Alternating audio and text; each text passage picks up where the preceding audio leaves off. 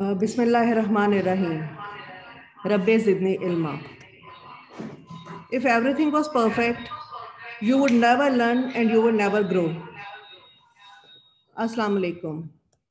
My name is Dr. Sadia Rafiq, and today my topic of presentation is COVID-19. Learning outlines include introduction of COVID-19, epidemiological determinants, chain of transmission, clinical presentation, levels of preventions, and recent advances. Learning outcomes. At the end of this presentation, you should be able to describe the epidemiological determinants and the prevention aspects of COVID-19, management aspects, and knowledge of recent advances. Introduction. Coronaviruses are a large family of viruses which may cause illness that are known to cause respiratory infections, ranging from the common cold to more severe diseases such as Middle East Respiratory Syndrome, MERS, severe acute respiratory syndrome, SARS, coronavirus disease, COVID-19, the most recently discovered coronavirus. COVID-19. It is an infectious disease caused by the most recently discovered coronavirus. This new virus and disease were unknown before the outbreak in Wuhan, China in December 2019. COVID-19 is now pandemic and affecting many countries globally. Epidemics in the recent history, which shows the first epidemic in 1967, that was Marburg, Uganda. Then in 1976, Ebola. In 1999, NIPH. In 2002, it was SARS. In 2003, it was H5N1 bird flu. Country of origin was China, and SARS again was China. Then MERS in 2012, its origin was Saudi Arabia.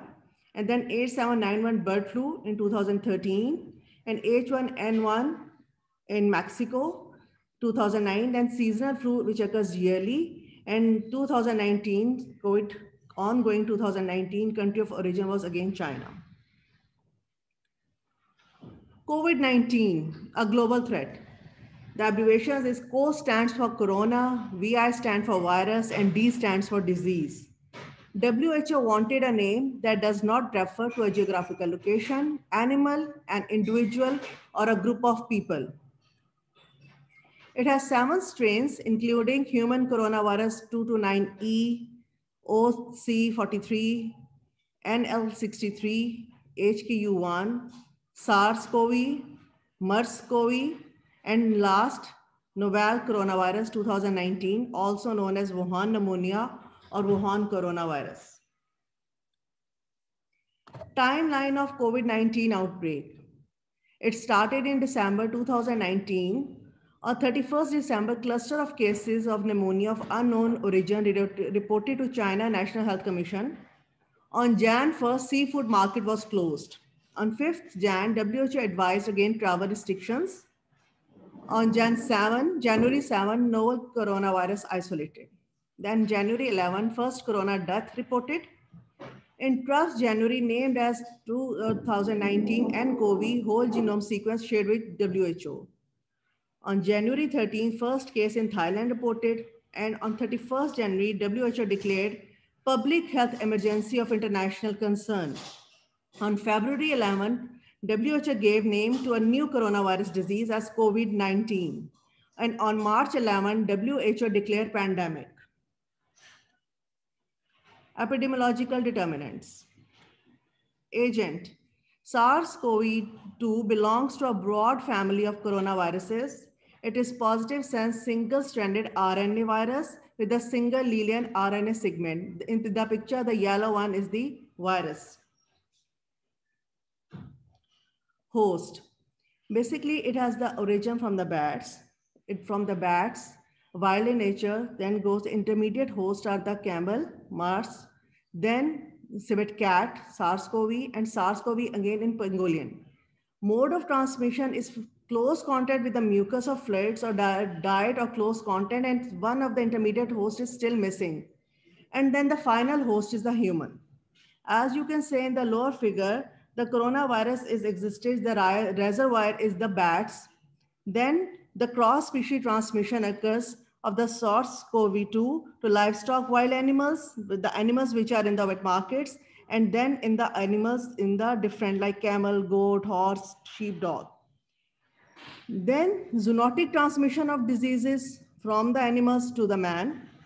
And when the man is infected, then the community contact, the mass gatherings, mobility, and so it all reached globally COVID-19. And when the patient is sick and he is being hospitalized, then there are chances of the nosocomial transmission to the healthcare workers and to the other patients. Where did the COVID-19 coronavirus came from and how wildlife markets spread disease? The spread of zoonotic diseases, those pathogens that jump from the species that it evolved with it to a new host, it exacerbated by wildlife trafficking, habitat destruction, and climate change. These threats drive human and animals close together. Coronavirus is just one example of a string of pathogens that has come from wildlife trafficking, including SARS, Ebola, bird flu, and more. Number one, wildlife trafficking and poaching. Animals are hunted, trapped, and taken to markets to be sold for traditional medicine, food, and pet trade. Number two is the reservoir of disease. Wild animals that appear healthy can harbor diseases that can make other animals, including humans, sick. When animals are forced into the markets, they can spread disease. And number third is pathogen exchange. It's only when humans hunt wildlife or destroy their homes that these viruses and other pathogens jump species. We must combat trafficking of wild animals and change dangerous wildlife consumption behavior, especially in cities. And we need to stop the spread by banning live animal markets that trade in wildlife, stop illegal trafficking and poaching of wild animals. Not only will this help prevent the spread of disease, it will address one of the major drivers of species extinction as well. Environment. Role of environmental factors and conditions such as temperature, humidity, wind, speed, as well as food, water, and sewage, air, insects, inanimate surfaces, and hands in COVID-19 transmission. Sources are the nasopharyngeal secretions, contaminated fomite, and infected dust. Mode of transmission is direct by droplet infection and indirect by fomite-borne. Portal of entry is respiratory route and non-respiratory route. Incubation period is 2 to 14 days. Symptoms of COVID-19. Data shows the disease is mild in 80% of the patients, severe in 13%, and critical in 6%. Most common symptoms include fever, fatigue, and dry cough. Some patients may also have aches and pains, running nose, sore throat, shortness of breath. Including all these presentations, there are also nausea and vomiting and diarrhea. Who is at highest risk? People of all ages have been infected, but the mortality rate is much higher in people older than 80 years. Children can also become severely infected. Highest risk in healthcare workers, people in close contact with the affected person, people traveling from affected locations, elderly people, and people with comorbidities like diabetes, heart disease, or compromised immune systems. This is the risk assessment of COVID-19 fatality rate by age. As you can see in this graph, from age 10 to 39, the fatality rate is 0.2%. But as the age increases, 40 years then increase slowly, and 80 plus years, the fatality rate is 14.8%. Complications. Complications include pneumonia, acute respiratory distress syndrome, acute cardiac injuries, arrhythmias, secondary infection, septic shock, disseminated intravascular coagulation, and death. Diagnosis is by real-time PCR. COVID-19 whom to test? First, direct close physical contact or laboratory confirmed positive cases. And second are those who have a history of travel in last 14 days to high-risk COVID-affected countries. In both cases, there is a home quarantine for 14 days. Then if symptomatic within 14 days, then laboratory test is recommended. And if there's no system, then no laboratory test is required. Levels of preventions. An ounce of prevention is worth a pound of cure. First of all, primary prevention. It includes health promotion and specific protection. In health promotion, the abbreviation is being made from word Wuhan. W stands for wash hands and practice respiratory hygiene. U for use of mask and personal protective equipments. H for have proper and safe diet. A stands for avoid large crowds and travel to affected area plus social distancing and is never hide flu-like symptoms. Specific protection, the primary prevention of disease by ensuring high population immunity through immunization. Messenger RNA coronavirus vaccines. COVID-19 vaccines in development. 154 plus vaccines are being explored in lab experiments and animals. They are in preclinical stage. Then 19 vaccines are undergoing safety tests in healthy young individuals. They are in phase 1. In phase 2, 24 vaccines are being tested in broader group of people. In phase 3, 22 vaccines are in large international trials to test their impact on COVID-19. And last, 10 vaccines are approved and licensed for general use. So the colors show the basis of the vaccination, like yellow shows nucleic acid, navy blue for viral vector, red are protein based, sky blue is of whole virus, and one is abundant in the phase 1. Phase 1, a vaccine is tested on small patient group. In phase 2, a vaccine is tested on larger group of at least 100 patients. Researchers can also test their candidate vaccine in specific subgroups such as people with pre-existing condition or patient with particular demographic characteristics such as higher age group. In phase 3, a vaccine candidate is tested on at least 1,000 patients. COVID-19, which vaccines are being used around the world? These are Oxford, AstraZeneca, Moderna, Bharat Biotech Covaxin, Pfizer, BioNTech, CanSino Biologics, Sinopharm, Beijing Institute of Biological Products, Gamaleya Research Institute, and Sinovac Institute Butantan. How some of the COVID-19 vaccines compared? This is basically the comparison of the main vaccines. As you can say, the first Oxford AstraZeneca, its type is viral vector, genetically modified virus. 2 doses are required. Its efficacy is 62 to 90%, and it is stored at regular fridge temperature, and it costs almost $4 per dose. Then comes the Moderna. It is a RNA part of the virus genetic coding. 2 doses are required. Its efficacy is 95%. And the storage temperature is minus 20 degrees centigrade up to 6 months. And its cost is $33. Then Pfizer BioNTech, its type is RNA, 2 doses, its efficacy is 95%. Storage is at minus 70 degrees centigrade, and it almost costs around $20. Then Gamaleya or Sputnik, its viral vector, 2 doses are required. It's 92% effective, and its storage is at regular fridge temperature in dry form, and it costs around $10. Then how many doses does each vaccine require? As you can see, in all the vaccines, 2 doses are required except CanSino Biologics, in which only 1 dose is required. The COVID-19 vaccine race weekly update on the side of Gavi. They have mentioned about the latestly about the Pfizer, which is working with BioNTech Germany. It is a RNA virus. In December 2020, the UK became the first country in the world to approve this vaccine and began rolling out an initial 8 lakh doses at the start of the month. Priority was given to older people in care home staff, over 80s, and health workers. Since it is an RNA vaccine and will need to be kept at a temperature below minus 70 degrees centigrade, the first vaccination are likely to be carried out in hospitals. BioNTech, working together with Pfizer, vaccine efficacy rate is of 95%. Moderna, USA, it's also RNA vaccine. The final trial results confirm this vaccine has a 94% efficacy. As with the Pfizer vaccine, this RNA vaccine will need to be kept in ultra cold freezer. The vaccine has been developed by Moderna in Cambridge, Massachusetts. The final trial enrolled 30,000 healthy people from across the United States. Then the Pakistan health authorities have granted emergency use authorization to Russian COVID-19 vaccines, GAM, COVID-Vac, or Sputnik V to be used in Pakistan hoping that the first shipment of the vaccine would reach Pakistan by the end of the current month.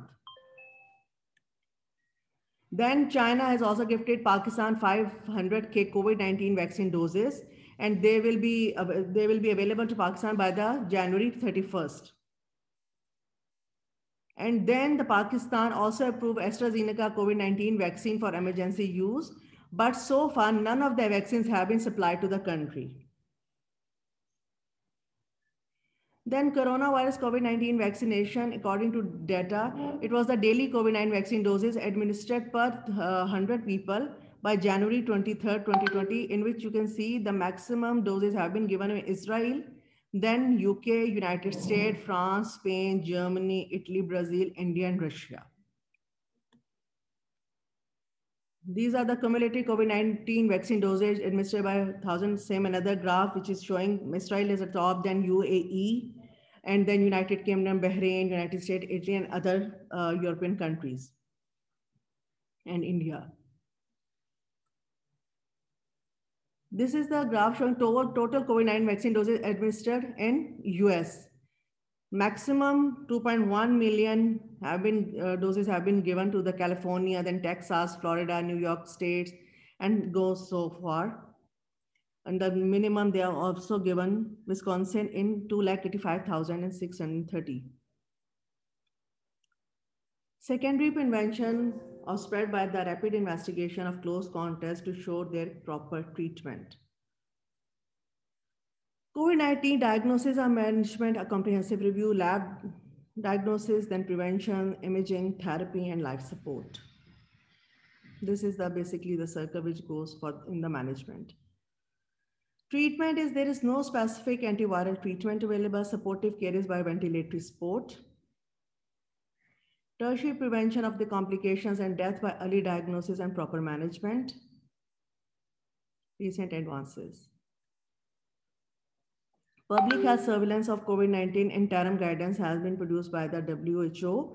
The document summarizes current WHO guidelines for public health surveillance of coronavirus disease caused by infection with acute respiratory syndrome coronavirus 2. The guidance combines the supersedes two earlier documents. One was the global surveillance guidance for COVID-19 caused by human infection with COVID-19 interim guidance, and surveillance strategies for COVID-19 human infection interim guidance. These are the public health surveillance for COVID-19 interim guidance given by the WHO. It is a thick document which covers most of the aspects of the prevention and control. Then basically the COVID-19, the basic strategy of this is that COVID-19 pandemic has prompted almost every country to implement unprecedented public health measures. WHO continues to provide guidance to member states to assist them to respond quickly and confidently to this emergency. A range of public health measures are being implemented that include hand hygiene, respiratory etiquettes, and practicing physical distancing. Consistent with these public health measures, particularly physical distancing, WHO recommends that community-based surveys, active case finding activities, and mass treatment campaigns. These are the cumulative confirmed COVID-19 deaths per million people by January 21. As we can see, the colors are showing the deaths, number of deaths. And in light dark maroon, it's more than 1,800 deaths per death, and slightly comes downwards. Peach pink, 400 and 600 deaths. Total confirmed COVID-19 deaths, 2 million, 1.5 million. You can see the Africa, Oceania, then South America, North America, Europe, Asia, excluding China. Then this is the situation of Pakistan. Government of Pakistan's website. It is available. Total confirmed cases in Pakistan are 530,818. In last 24 hours, there were 1,927 patients. Active cases are 35,000. Total deaths reported are 11,247, and the recoveries is 4,84,508. So these are the different province-wise. They have divided the confirmed cases, active cases, death, and recoveries. As you can say, the maximum number of confirmed cases in Sindh, 2,39,935, then Punjab, and then KPK, Islamabad, GB, Balochistan, and AJK. Tested and new confirmed COVID-19 cases per day in Pakistan. As you can say, the number of tests performed and the already new confirmed cases. Daily confirmed COVID-19 cases and deaths. The red graph shows the daily confirmed cases and the black line shows daily confirmed deaths. Again, the graph showing the COVID-19 cases in Pakistan. These colors are showing the number of cases in different provinces of Pakistan. Yellow is for Islamabad, pink is for Punjab, then blue for Sindh, turquoise for KPK, green Balochistan, GB, and Azad Jammu Kashmir. These are the references from WHO website, CDC website, and our World in Data. Now it's time for the multiple choice questions. Who named coronavirus as COVID-19? USA, China, Russia, WHO, Japan? WHO. Correct. Question 2. When was the term COVID-19 given to the most recently discovered coronavirus? 7th January, 31st January, 11th February, 1st March. 11th Feb. 11th Feb. 11th February. When was the first case of COVID-19 reported? 1st December, 31st December, 1st January, 30th January. 12th December. 12th December. Yes. When was COVID-19 declared as a public health emergency of international concern? 12th December, 31st December, 30th January, 11th March. 30th January. 31st December. No, 30th December. On the 31st December, China has conveyed this message to the WHO that some sort of pneumonia of unknown etiology are being reported. When was COVID-19 declared as a global pandemic by WHO? 12th December, 31st December, 30th January, and 11th March. 11th March. 11th March. 11th March, yes. Incubation period of COVID-19 diseases 12 to 24 hours, 1 to 2 days, 2 to 5 days, 2 to 14 days. 2 to 14 2 days. to 14 days. 2 to 14 days. What is the time for which the SARS-CoV-2 virus remain airborne after a person coughs into the environment? 1 hour, 3 hours, 7 hours, 12 hours. 1 hour. It's 3 hours. First registered COVID-19 vaccine in the world, Pfizer vaccine, Moderna vaccine, Sputnik vaccine, or BioNTech vaccine? Pfizer vaccine. Wrong. Its first registered vaccine was Sputnik vaccine by Russia. First COVID-19 vaccine authorized in United States, Pfizer vaccine, Moderna vaccine, Sputnik vaccine, Gram COVID vaccine. Pfizer. Pfizer, yes, A. What is the meaning of N in N95? A, non-resistant to oil, not permit the virus, not reusable, not porous. A. A. Not resistant to oil. This is the key. And thank you so much. Never let a good crisis go to waste. Thank you, Dr. Sadia. It is a very good presentation. Please announce the result of the MCQs. Ma'am, Dr. Mehreen, Maida, I think they are the one. Okay, very nice. It is a very nice presentation. However, the COVID has a lot of other dimensions that has to be covered. May I ask you what are the positivity rates and how they help us in finding out the true cases in the community? Ma'am, the positive, the otherwise its positivity is rate is in different of like 6%. And it depends upon the number of testing. If it's like 6%, it means the testing is going fine. But if the positivity rates come more, it means we need to increase our testing capacity. The positivity rate depends upon the testing. I agree with this, but I don't agree with the rest of your comments about it.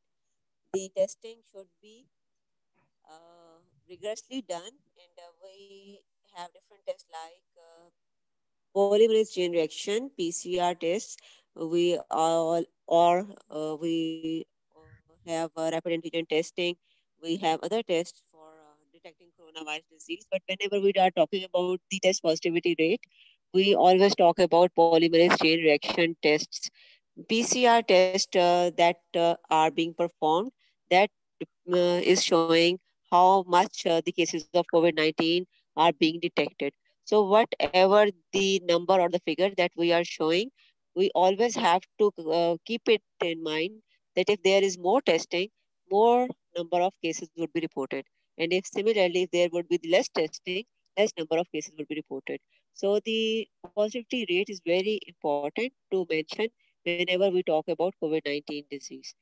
In test positivity, the second important use of positivity testing is, as I have said, the first use is we have to relate the number of the reported cases with the number of the PCR testing that is being performed, and we are not relating it with other types of tests like rapid antigen testing and etc.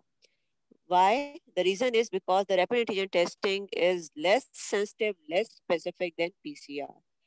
However, we know the PCR has a very high sensitivity values. It is near about 80%, and it is very specific. Okay. In rapid antigen testing, it can help us in finding out the antigen that is present in the sample. However, due to the very low sensitivity rate, and WHO has documented that it is between 0 to 80%. So it can be anywhere in this spectrum. So the rapid antigen testing can give us a very high rates of false negative results. Similarly, if we have this PCR testing and the positivity rate is more, it is showing that how we have to conduct our future testing. The second important use of positivity rate is about uh, the number of the tests that has to be performed. If the positivity rate is constantly remain 5% or below, it means that we are performing adequate number of testing. But if it crosses above 5%, it means that the number of testing has to be increased in order to maintain the number of the negative testing.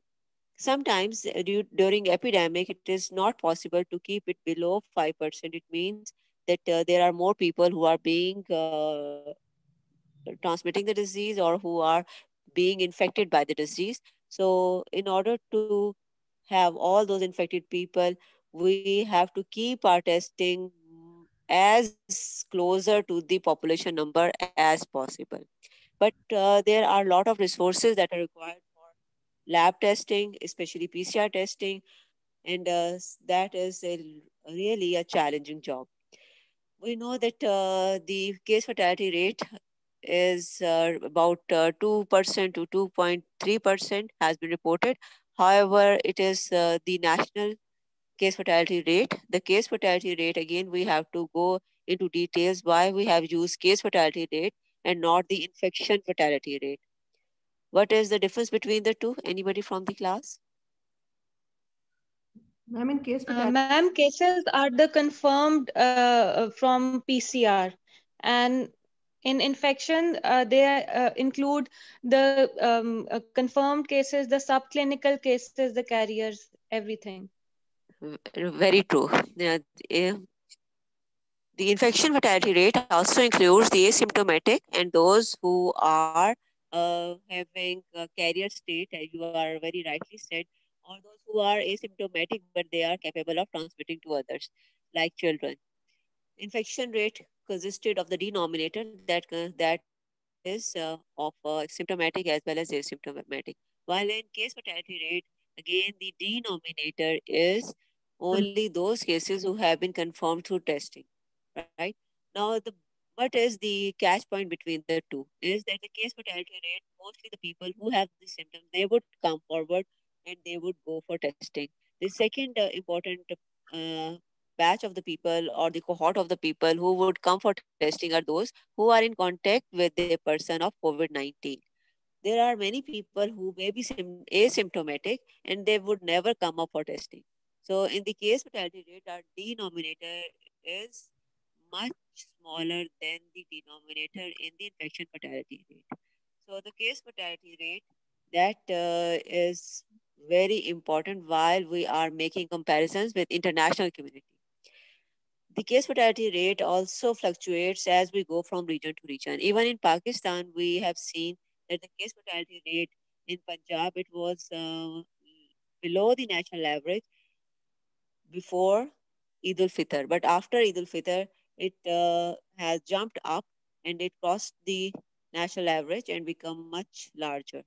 The second important thing that we have observed is that in certain areas, like in GB, Gilgit-Baltistan, in Azad Jammu Kashmir, in KPK, the case fatality rate was a little higher than the rest of the provinces. And this is again something that needs further deliberations and discussions, that why it has been there and why it has been lower in other areas. As far as prevention is concerned, it has been rightly said that the most of the work nowadays are on vaccines, and we know that the Pfizer vaccine, it has been given in USA, and there are almost negligible side effects of these vaccines. And when almost 50% of the population would be covered, it would be a sign of relief because we would be heading towards herd immunity. Why we are calling that 50% for the herd immunity? Because there is a formula that is being used to calculate herd immunity. And it is 1 minus 1 by R naught, and the R naught is the reproduction number. The reproduction number is calculated from the SEER model that consisted of susceptible, infected, exposed, and recovered population from COVID-19. And after putting all these values in the model and knowing the beta value and gamma value, we came to this conclusion that if we vaccinate about 50% of our susceptible population, it would be we would be at a much safer place and we would be able to achieve herd immunity. The another important thing is the vaccines that are required for our population. It has to be in phases. We have to think about important phasing, like uh, our healthcare workers who are frontline workers, people who are old aged and are at higher risk of mortality. At the same time, when the vaccination is being given in many countries, including USA, UK, and European countries, Israel, we have seen, has produced a lot of data about vaccination. United Arab Emirates, population is being vaccinated there, and similarly in other countries. The important thing that has to be seen in all these reports after vaccination is how those people have behaved, or they have their health indicators being achieved after vaccination. And this COVID registry system is very important, especially after vaccination. And in surveillance, it is important to do the complete follow up of all those people who have been vaccinated. And that has shown in certain countries, especially in European countries, Norway, Italy, there are reports that people who are old aged and they have been reported deaths after this campaign. So the important point is whether that death was a natural phenomena or it is related to some comorbidity.